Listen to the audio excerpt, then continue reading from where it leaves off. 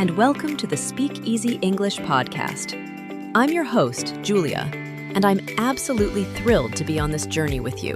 And I'm James, your co-host. If you're joining us from our YouTube channel, Speak Easy English, it's wonderful to have you here in this new format. And if you're discovering us for the first time, welcome. We're so glad you're here. This podcast is your new go-to resource for moving beyond textbook English and into the world of confident, natural, everyday conversation. We know that many learners feel stuck.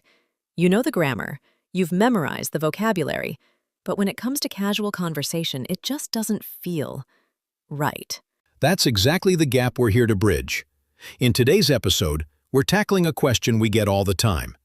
How can I sound more like a native speaker? We're going to move beyond the formal rules and into the real, living language that people actually use on the street, in cafes, and with friends.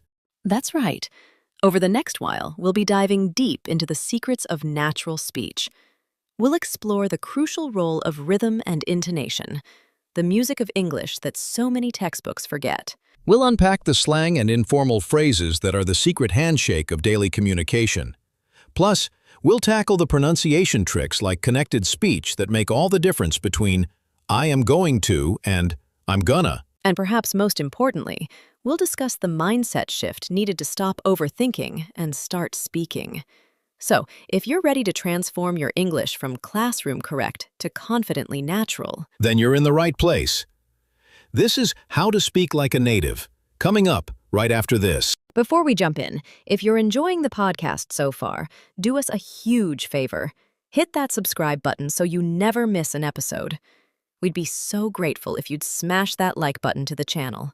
It really helps us reach more amazing learners like you. Thanks so much for your support. Now, let's get into the show. So, let's jump right into our first big topic. Why does textbook English sound so different from everyday spoken English? James, I know you hear about this all the time from our YouTube community. I really do, Julia. Just last week, a viewer named Maria sent us a message saying she felt really discouraged after visiting London. She said, I studied English for years, but when I got there, everyone was speaking so fast and using words I'd never learned.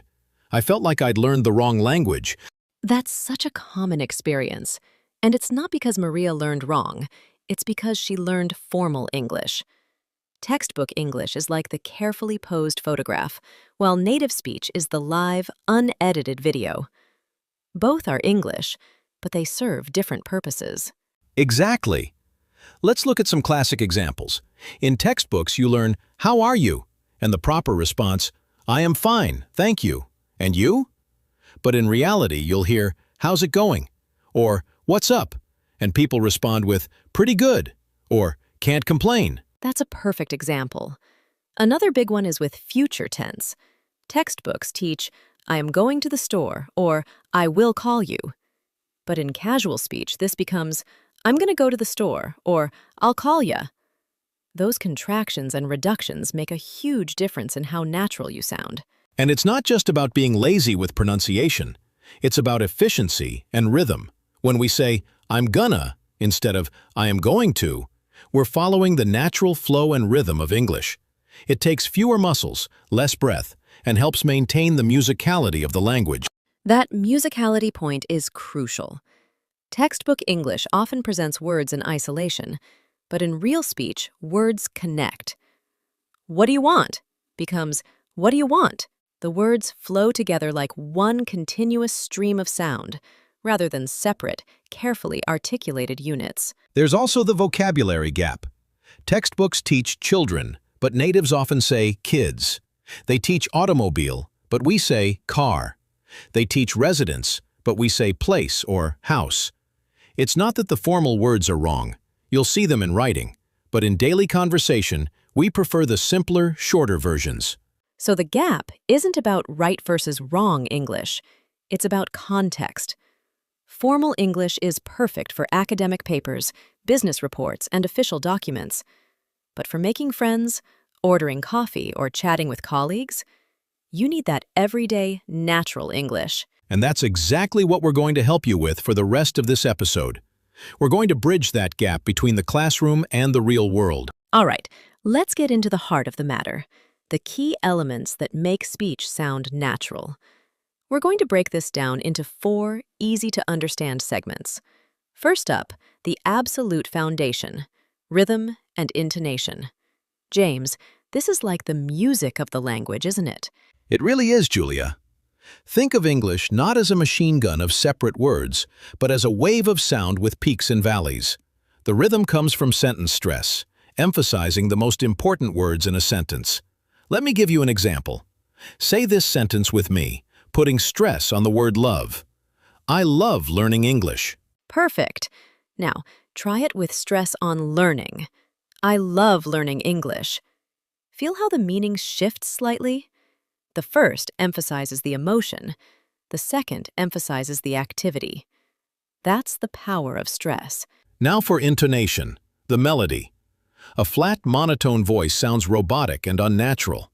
Let me demonstrate. In a flat tone, I am so excited to be here today. Now, naturally with melody. I'm so excited to be here today. Hear the difference? Your voice needs to dance a little. Fantastic point. Okay, segment 2, connected speech and reductions. This is where words start to blend together, which is a huge reason why native speech can sound fast. We use contractions like I'm instead of I am, but we take it further with reductions. For example, going to becomes gonna, want to becomes wanna, and should have becomes shoulda. Let's practice together, listeners. Repeat after James. First, formal. What do you want to do? Now, natural. What do you want to do? Again, formal. I should have called him. Natural. I should have called him. This linking and reducing is not slang. It's standard in spoken English and crucial for sounding fluid. Segment 3. Common slang and informal phrases. These are the idioms and expressions that add color. For instance, instead of I'm going to bed, we might say, I'm going to hit the hay. Instead of that was easy, we say, it was a piece of cake. And if you're tired, you don't say, I am exhausted. You say, I'm beat. Julia, when would you use a phrase like I'm beat? Great question. You'd use it in a casual setting with friends or family. You wouldn't say it in a formal business presentation. But you'd absolutely text a friend, sorry, can't make it tonight, I'm beat. It's all about context. Love it! Finally, segment 4, fillers and pacing. Natives don't speak in perfect, uninterrupted sentences. We use fillers like like, and to buy thinking time. The key is to use them sparingly. More importantly, we chunk our ideas with pauses. Instead of rushing, we break thoughts into groups. For example, so I went to the store, and you'll never believe what I saw. A huge sale on textbooks. Exactly. Those little pauses, represented by the double backslash, make you sound more thoughtful and controlled, and less rushed. It gives the listener time to process what you're saying. So don't fear the pause, embrace it. And there you have it, the 4 key ingredients to cooking up more natural-sounding English. Now that we've broken down the key elements, let's talk about how you can actually practice and build these skills into your own speaking. James, this is where we move from theory to action, right? Absolutely, Julia. Knowledge is power, but practice is progress. And we have some incredibly effective, practical exercises you can start doing today. The first one, and probably the most powerful, is called shadowing. Shadowing is like being a linguistic parrot in the best way possible. You listen to a native speaker, from a TV show, a movie, or a podcast like this one, and you repeat what they say immediately after they say it, trying to copy everything. Not just the words, but the rhythm, the intonation, the emotion, even the mouth movements. Let's try a little right now. I'm going to say a common phrase first in a textbook way and then naturally. I want you to repeat the natural version right after me, listeners. Ready? Textbook. I do not know what you are talking about. Natural. I don't know what you're talking about. Your turn. Again with feeling. I don't know what you're talking about. Wonderful. See how that forces you to use connected speech and natural rhythm. You can do this with short clips from your favorite sitcoms, like Friends or The Big Bang Theory, or even with our podcast episodes. Listen to a sentence, pause, and imitate. It rewires your mouth and your ears at the same time. My second tip is to become an accent detective. Don't just listen to one type of English. Explore the wonderful diversity of the language. Listen to a British podcast like The Emma Guns Show, an Australian vlogger, or an American news broadcast. Pay attention to the differences in melody and vowel sounds. That's such a valuable point.